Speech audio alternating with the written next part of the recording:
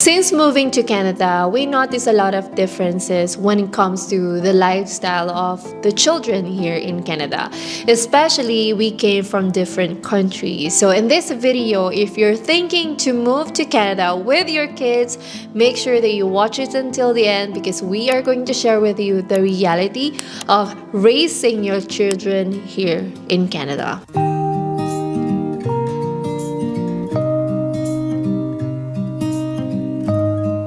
Hi, this is Esli Planner, and we are helping international students to study and live here in Canada.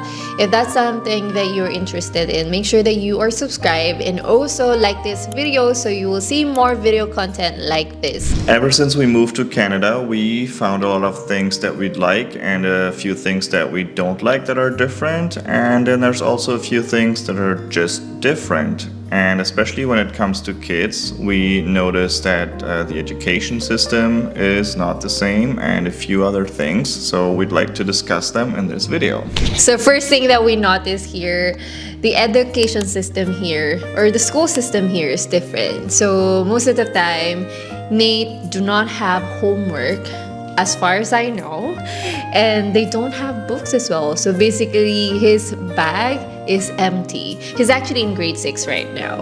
Yes, and it's very different compared to the way we went to school. My backpack was 5-6 kilos heavy. It had 5 books in there, and I had homeworks for 3 hours every single day. The same with me. And also here, I noticed that you don't get a report card. So, and then they're just gonna give you a graph and then they're going to interpret that to you. But basically, you don't see the grades, right? Yeah, there are grades, but not very many. And I remember back in Germany, the way it works is every quarter you get quarterly grades for each subject. And then they make the final grade at the end of the school year, and then you also get a report about that. Yes, same thing in the Philippines. We do get report cards every grading. We have until grade 1 to grade 4th. All right, and there's exams you have to study for. Yes. I mean, they do some quizzes and tests, but it doesn't seem like... Just exercises. Yeah, it's not like an hour, 2-hour exams that we were used to. And also, if you're used to, recognition or ranking in school, we do love that in the Philippines. We don't have that here in Canada.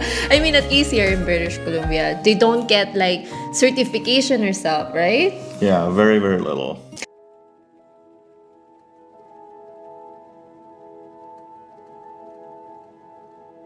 Second thing that we notice here is the child benefit. So basically, this is actually based on your income.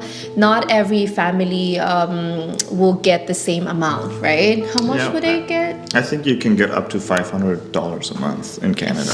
True. So if you're in a low income, then you will probably get 500. But if you're making a lot, I don't know. You're not getting...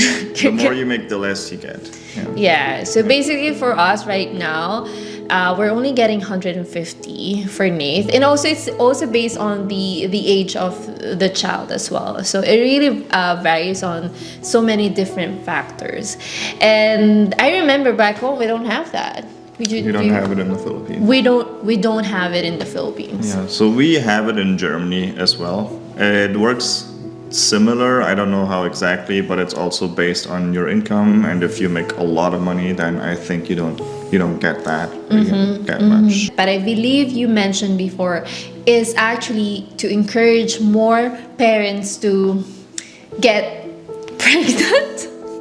Yeah, well, it's to support, and I think at least in Germany and in Canada, it is to support low-income families, but also to encourage people having kids, because Germany and Canada have a problem that they have more and more old people that are retiring and not enough young people that come into the labor force.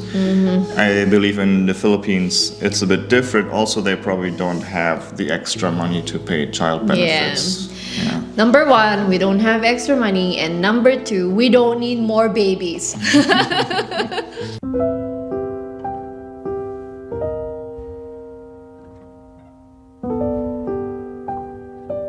And third one that we notice is like the way you raise your children here, like the lifestyle.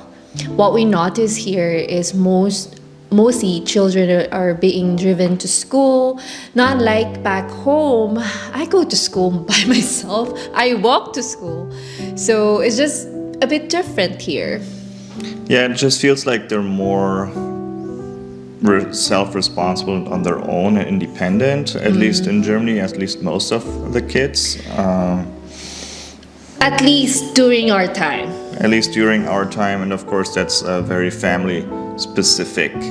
But most kids would take a public bus to school in Germany or bike to school. Only if there's no other way they would be driven to school.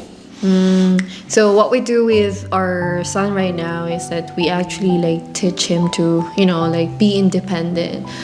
It is also good how we were raised before, because at the end of the day you have to like teach your kids to be alone and deal with the challenges by themselves, because you're not gonna be there every day. That's the reality. Overall, I guess in Canada, it's still it's so good to bring your kids here. The benefits overweigh the consequences. It's totally up to you as a parent on how you will be dealing with that. As an immigrant, I believe it's just different. I feel like there are more younger people and more kids here than in Germany, so the population here is younger. I feel like probably because of more immigrants here too that are just younger and have kids. And it's a very safe place, at least unless you're in the bad parts of a big city, but you don't have to worry about crime or having your kids running around by themselves. It's more like if you're out in nature like us, you have to be careful that they don't get eaten by a bear or a cougar. Right. Yeah, so the kids here where we live, they're very aware on how to deal with those kind of things, like dealing with wild animals. You just have to adopt. And kids here, they quickly and they very, very resilient. We moved to a new place, and then our son got a friend after 2 days. Yeah. It's just different here, depending on the location where you're moving. There are like places that are welcoming, there are places that are not. It depends on the location. Yeah. But I hope you guys learned from this video. If you want us to make more family video like this, where you learn on how to adapt here as a family immigrant, please comment below. And do not forget, we do have website where you can get a lot of free downloadable guides, especially if you're outside Canada and if you want to move here with your family. Please download that. It's for free, and hopefully we'll see you here in Canada. Thank you guys for watching, and we'll see you in the next video. Bye. Bye.